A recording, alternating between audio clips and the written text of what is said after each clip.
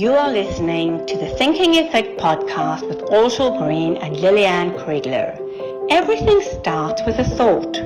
Join the quest to reshape your own and your students' thinking by exploring your usual curriculum in new and exciting ways. In each episode, we share dynamic and practical ways you can ignite thinking in your classroom. You will get used to our three-step formula for approaching our topics. What is it? Why is it important? And how can it be implemented immediately? Listen on if you are ready to take your students on a journey to change the world one thought at a time. Hi, everyone, and welcome to episode 9 in the Thinking Effect podcast.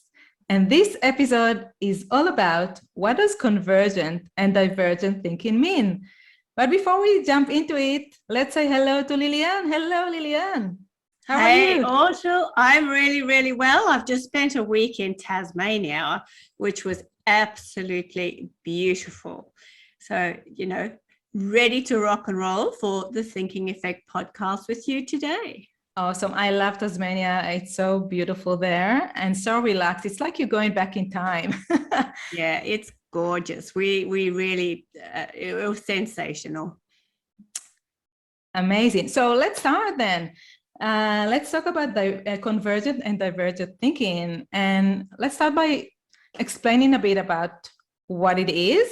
These are two different types of thinking. And convergent thinking, for example, is a type of thinking where you really analyze things, you really assess and evaluate information or ideas. It's where you really narrow down your thinking and kind of zoom in on particular path or a particular way of doing things or a particular way of solving a problem. So in my mind, convergent thinking is very much like, it's a critical thinking. It's where we grounded in our thinking, really thinking in realistic terms, what makes sense to take forward, what sounds logical, what is practical, etc.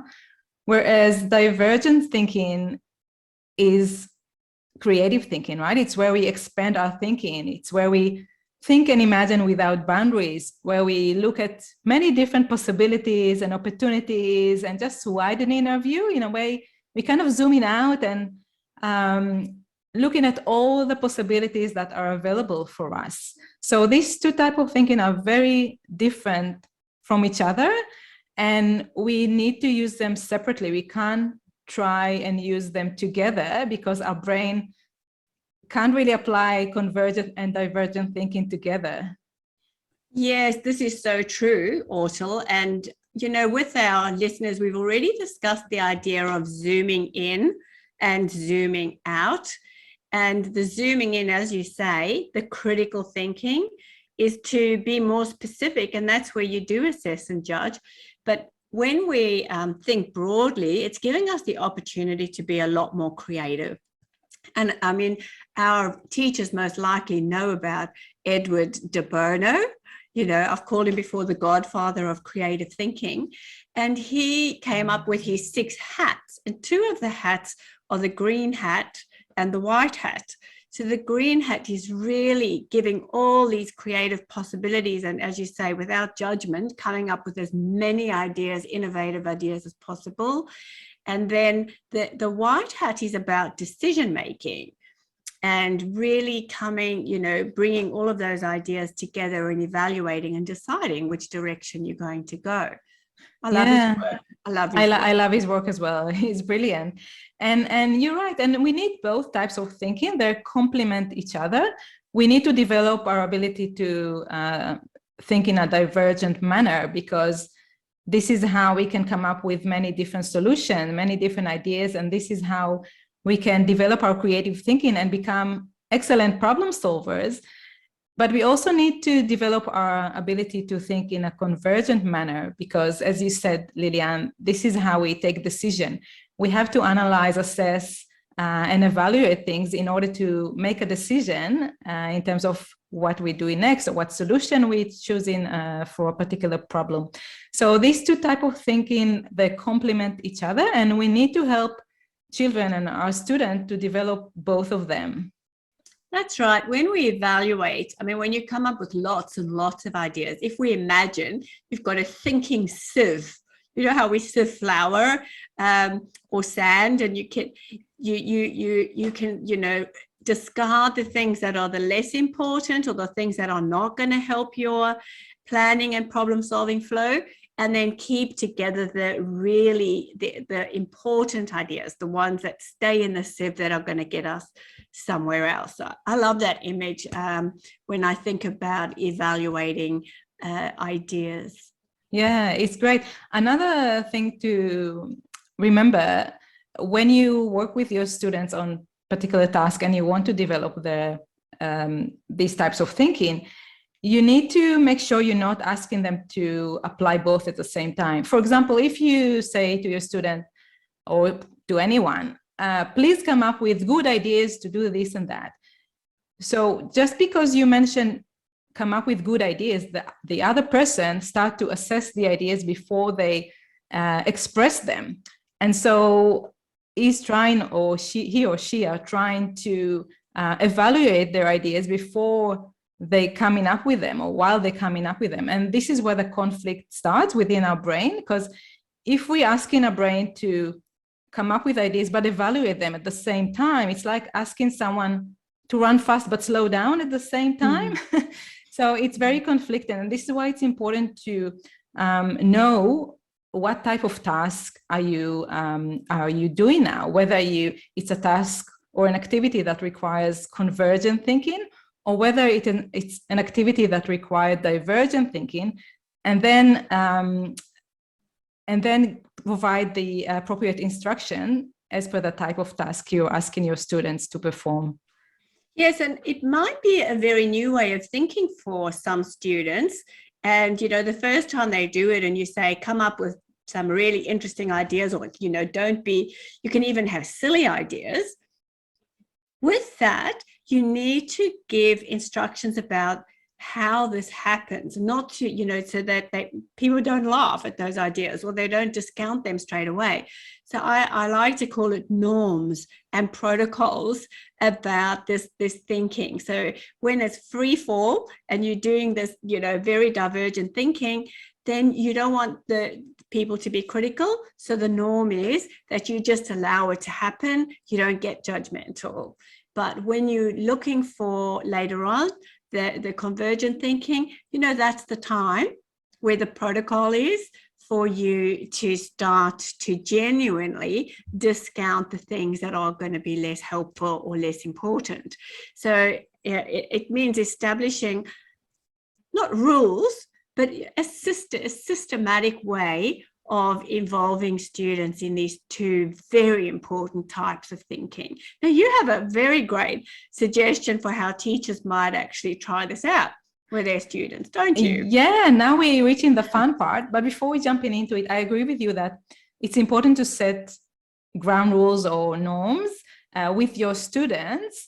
And so everyone knows what is expected of them.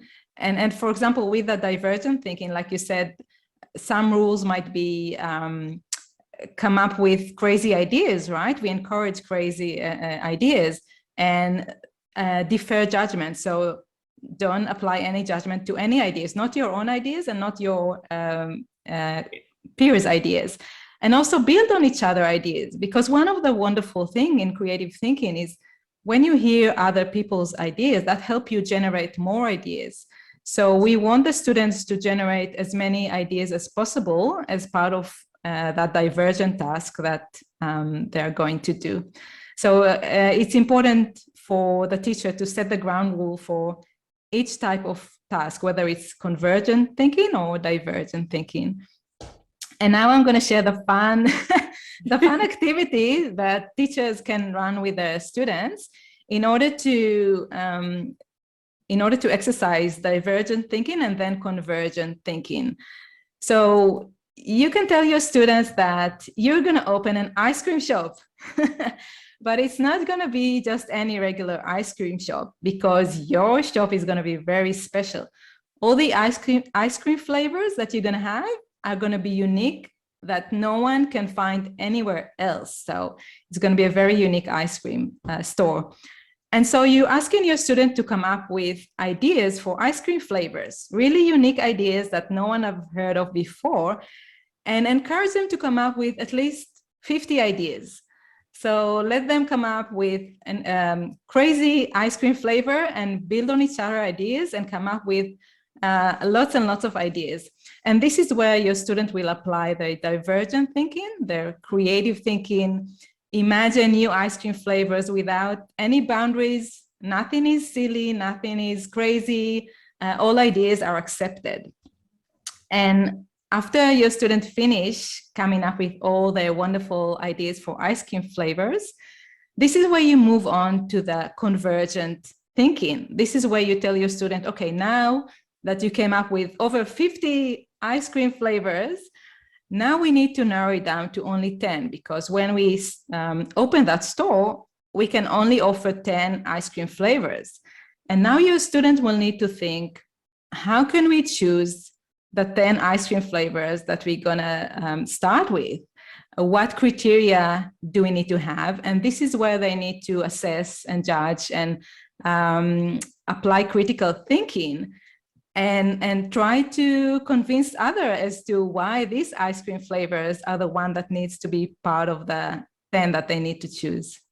Yes, it reminds me a little bit I don't know if people have read, not everyone will have, but the Harry Potter series, there are these jelly beans that come and they've got really, really weird flavors, some really not very nice, like earwax. Well, I don't know about earwax ice cream, but what it will do is it'll open up for students the opposite of, the way that everyone thinks about ice cream, because generally we think about it as something perhaps sweet.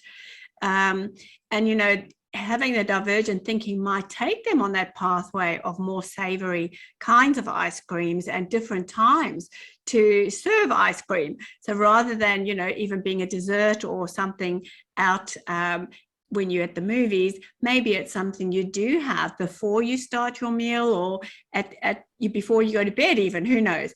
So it'll definitely open up the thinking in the box. And I think that what Sir Ken Robinson always used to say is that school should be a place where students really are all the time encouraged to be creative. But what he says is very often they are taught to think very much in the box. I love your idea of this ice cream because, it is genuinely going to get the kids to think more broadly if they need 50 different flavors. And then, the selective process of coming to 10 is a marvelous idea as well. I love your example. Yeah, I'm keen to hear about the ideas that children will come up with. Do you know that in the USA, there is a garlic festival where they sell garlic ice cream? Well, I did not know that, but I now that you've suggested this, I can see the possibility and I can see how maybe people came up with garlic flavored ice cream. Yeah. I don't know if I want to try that flavor, but that's great that people are coming up with wonderful ideas.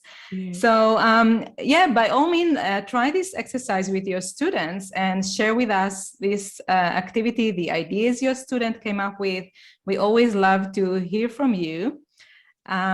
Before we kind of summarize, Lillian, do you want to? Yes, I'll do a quick summary. Is that okay? Yeah. So what we're talking about is divergent and convergent thinking.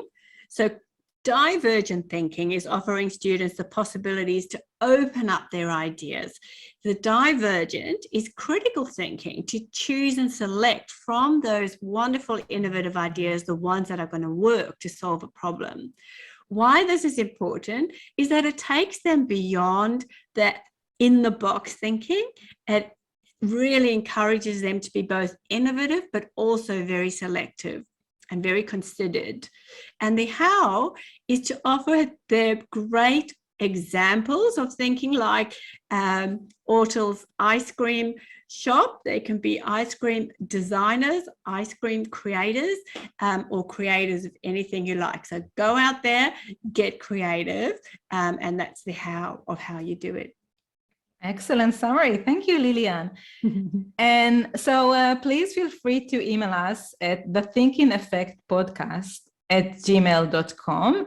Tell us how you found this experience, the wonderful flavors, ice cream flavors your student came up with. I'm really curious to, to see these flavors. And thank you for all the educators that have been writing for us in the past few weeks. It's great to hear your experiences with your students. We love hearing from you. So this week, one lucky educator will receive my book, Think Unique. This is your comprehensive guide to create an innovative learning environment in your classroom and develop your students' creative thinking and critical thinking. So one of the educators that is going to write to us this week will win this book. And we'll meet again in the next episode, episode number 10, which is all about how can we enhance students' understanding using convergent and divergent thinking. There we go. So we'll do it a little bit more in the actual classroom. So our email address, Ortal, is The Thinking Effect Podcast @gmail.com. right. See you soon. See you.